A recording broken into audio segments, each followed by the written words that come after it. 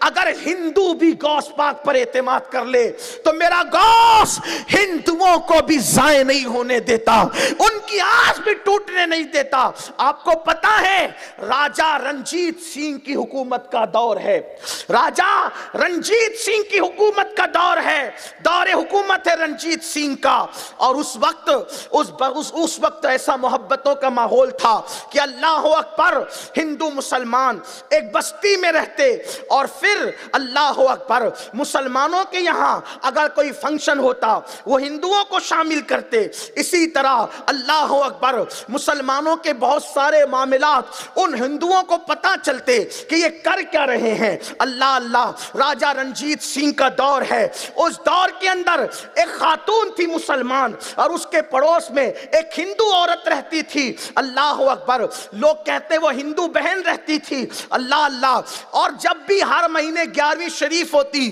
تو 11ویں میں وہ خاتون اپنی اس ہندو سہیلی کو، پڑوسن کو وہ جو ہے شامل کرتی، تو وہ بہن پوچھتی کہ آخر یہ 11ویں کیا ہے، تو اس مسلمان عورت اس کو بتاتی کہ ہمارے بڑے پیر صاحب ہیں، بغداد کے تاجدار، ولیوں کے سلطان، جنہوں نے مردے زندہ کیے، یہ کیا وہ کیا، ساری چیزیں۔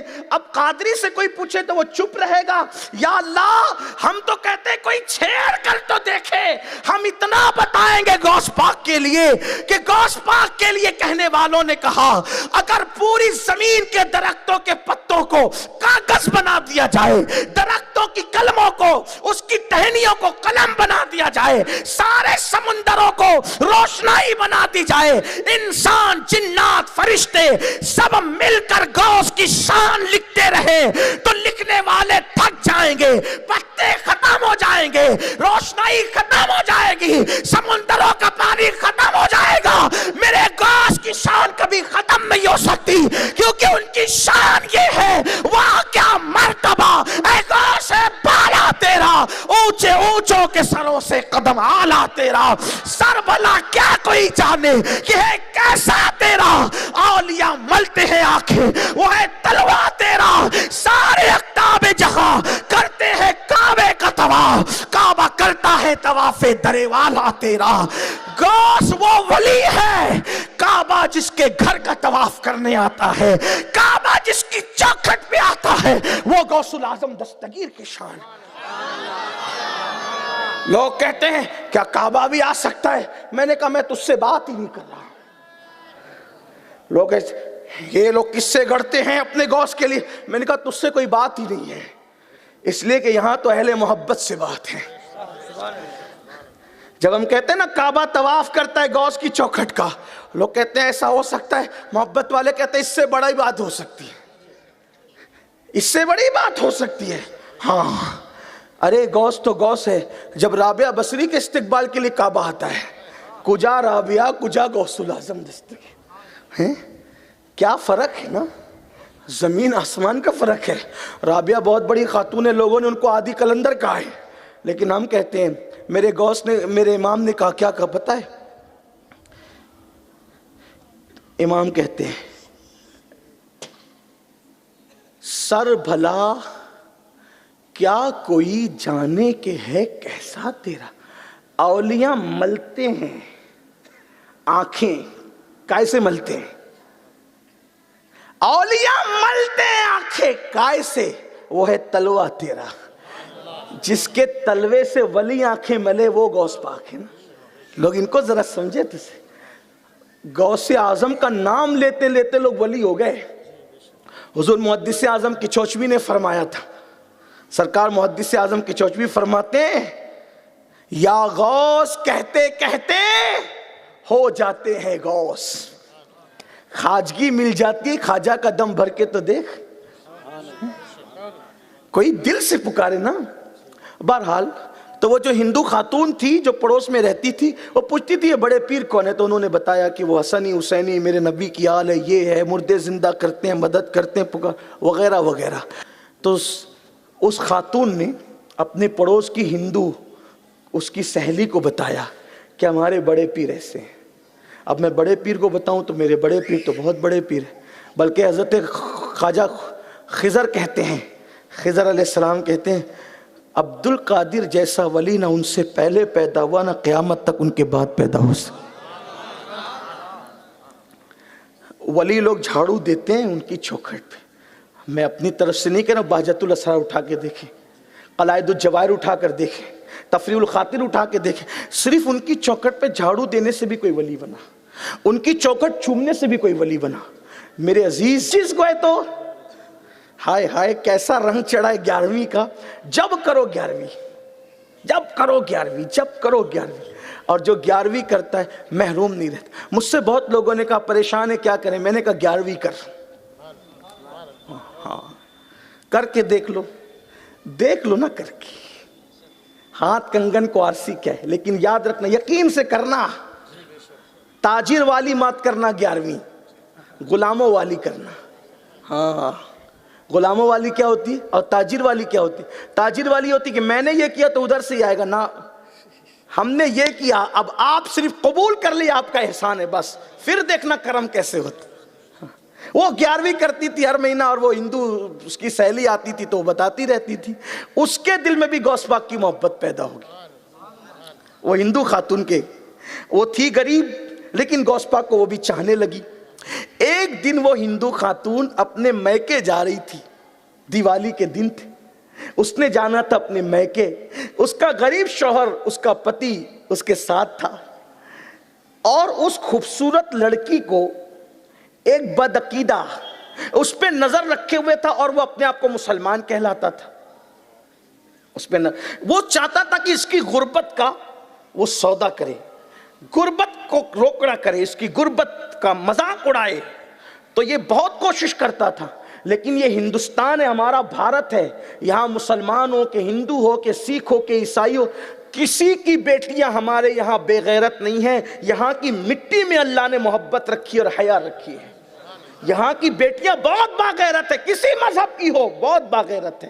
ہم نے اپنے بچپن میں دیکھا ہے، اب تو ٹی وی سیریلوں نے سب کو بے پردہ کیا، ہم اپنے بچپنے میں دیکھتے تھے کسی مذہب کی عورت ہو کبھی وہ بغیر دوپٹے کے اور بغیر گھونگھٹ کے مردوں کے سامنے نہیں آتی، بلکہ ہم نے راستے میں جھاڑو دینے والی عورتوں کو بھی اپنے بچپنے میں دیکھا ہے کہ وہ مسلمان نہ تھی، ان کو لوگ نچلی ذات کا کہتے تھے، مگر ہم جیسے بچے بھی اسکول جاتے وقت آ جائیں تو دیکھتے تھے کہ ان کا گھونگھٹ ان کے ماتھے سے لٹک رہا ہوتا، اس کا چہرہ بھی نہیں دیکھ پاتے تھے۔ آج تو کروڑ پتیوں کی بیٹیاں بے پردہ نکل گئی، آج تو ارب پتیوں کی بیٹیاں ولیموں کے اندر بغیر دوپٹے کے جا رہی ہے، بے غیرتی ہے۔ لوگ کہتے ہیں پردہ ایسا پردہ ویسا، میں نے کہا پردے کی تعلیم اسلام تو دیتا ہے، لیکن ہندوستان کی مٹی نے بھی پردے کی تعلیم دی ہے، ہندوستان کی تہذیب نے بھی پردے کی تعلیم دی ہے۔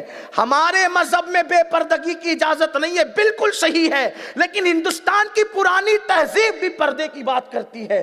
پردہ ہمارے یہاں اسلام میں ہے، بالکل ہے، الحمدللہ۔ جہاں حیا ہوگی وہاں پردہ ہوگا۔ اسلام بھی حیا کی بات کرتا ہے، ہندوستان کی مٹی میں بھی اللہ نے حیا رکھی ہے، اور مجھے ایسا لگتا ہے کہ اس مٹی میں حیا اس لیے ہے کہ سب سے پہلے با حیا اسی زمین پہ آیا آدم کی شکل میں، ان کے قدموں کی برکت ہے کہ اس مٹی میں حیا ہے۔ تو اس بدعقیدہ جو اپنے آپ کو مسلمان کہتا تھا، جب دیکھا کہ دونوں میاں بیوی پتی پتنی جا رہے ہیں، پیدل کوئی سواری نہیں ہے، اس گاؤں سے اس گاؤں جانا ہے، بیچ میں جنگل ہے، ایک گھوڑا لے کے پیچھے پیچھے چل پڑا۔ جب پیچھے پیچھے چل پڑا تو یہ دونوں میاں بیوی کو روک کے کہتا ہے کہ بھئی میرے گھوڑے پہ بیٹھ جاؤ۔ اس کے شوہر نے کہا کیسے گھوڑے پہ بیٹھیں، ایک گھوڑے پہ کیسے تمہارے ساتھ کیسے بیٹھے، نہیں بیٹھ سکتے۔ تو اس نے کہا ایک کام کرو، میں تمہیں پیدل چلتے نہیں دیکھنا چاہتا، میں اتر جاتا ہوں، لگام پکڑ لیتا ہوں گھوڑے کی، تم اور تمہاری بیوی بیٹھ جاؤ۔ انہوں نے کہا نہیں بھئی، ہمیں تیری آنکھ میں کچھ اچھا نظر نہیں آتا۔ تو وہ جو عورت تھی نا، اس کی بیوی، اس نے کہا کہ ہم بیٹھیں گے، ایک شرط ہے، تم کوئی ضمانت دو، کوئی گارنٹی دو، عہد دو، ہم بیٹھ جائیں گے۔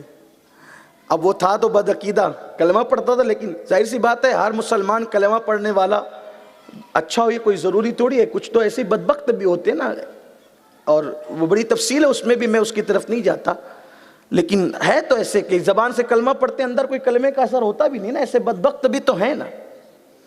تو اس نے کہا کس کی ضمانت چاہیے؟ کس کی ضمانت چاہیے؟ کون سا ہے چاہیے؟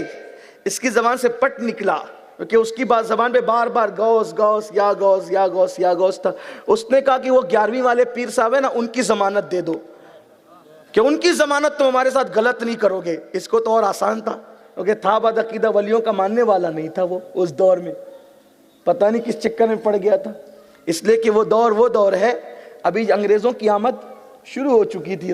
آپ تاریخ پڑھ لیں، راجہ رنجیت سنگھ کا جو تھا، یعنی ابھی بدعقیدگی کے جراثیم ہندوستان میں شروع ہو چکے تھے۔ جس طریقے سے ابھی وہ ایک نیا وائرس آ گیا نا، جیسے تو ابھی 5 مریض آپ کے یہاں بھی تو کیسے تھوڑے سے شروع ہوئے نا، تو ایسے اس دور میں وہ بدعقیدگی کے جراثیم شروع ہو گئے تھے۔ سب کو نہیں لگے تھے، ایسے چند کو لگے تھے، اور باقی سب لرزہ بر اندام تھے۔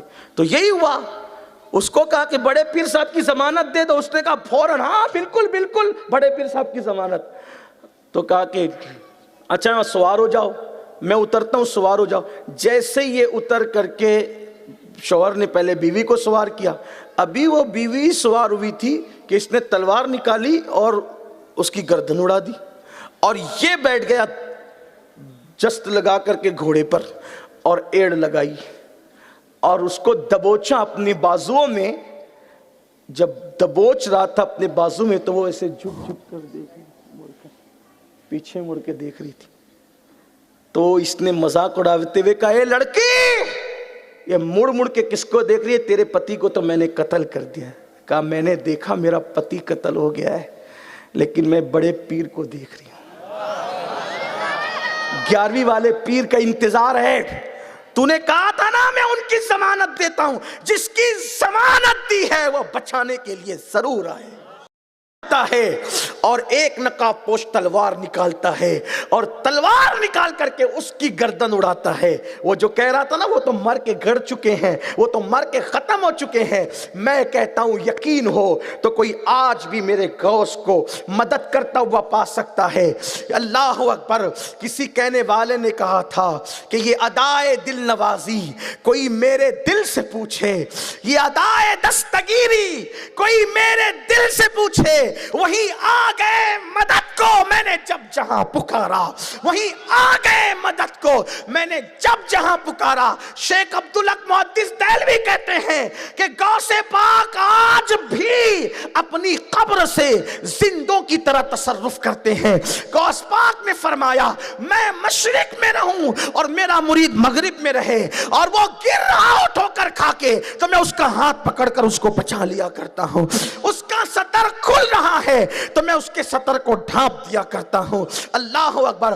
آج بھی وہ مدد کرتے ہیں، ان کی امداد آج بھی ہے۔ کوئی سچے دل سے پکار کر تو دیکھے، میرے لب پہ رات دن ہے، تیرا نام غوث اعظم تیرے ذکر سے بنے ہیں، میرے کام غوث اعظم میرے راستے میں آ کے کوئی مشکلیں نہ ٹھہری، میرے کام آ گیا ہے تیرا نام غوث اعظم۔